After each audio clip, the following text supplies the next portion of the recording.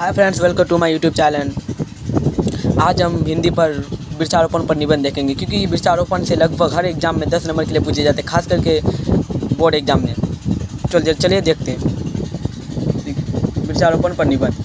वृक्षारोपण पर 5 चीज़ लिखने देते हैं: भूमिका, महत्व, उसके बाद वृक्षारोपण से लाभ, कटाई की पूर्ति, उपसंहार। सबसे पहले हम लोग देखेंगे वृक्षारोपण भूमिका। वृक्ष हमारे लिए अत्यंत महत्वपूर्ण है। वो हमेशा चौकन्ना रहकर हमारी रक्षा के लिए तत्पर रहता है। वृक्ष जन्म से लेकर मृत्यु उपरांत तक हमारी उपयोग में आता है। लेकिन हम लोगों को भी उसकी महत्व समझनी चाहिए।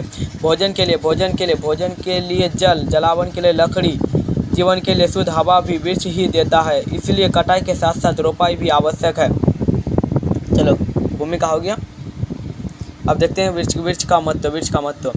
यदि पूरी धरती को मरुस्थल हो जाने से बचाना है तो हमें वृक्ष की अंधाधुंध कटाई होने से रोकनी होगी। कल कारखाने से निकलने वाली कार्बन डाइऑक्साइड और कार्बन मोनोऑक्साइड हमारे लिए हानिकारक होती है, जिससे हमें वृक्ष ही बचाता है। जीवन शक्ति प्रदान करने वाली ऑक्सीजन भी हमें वृक्ष के सहयोग से ही मिलते हैं। प्रकृति पर नियंत्रण और मानव जीवन को बनाए रखने के लिए हमें वृक्ष लगाना बहुत ही आवश्यक है। चलिए उस पर। यहाँ वृक्ष से लाभ।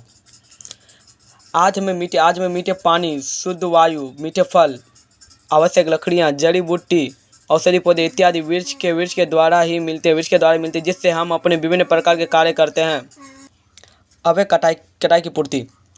हम अपने भविष्य को सुरक्षित रखने के लिए कटाई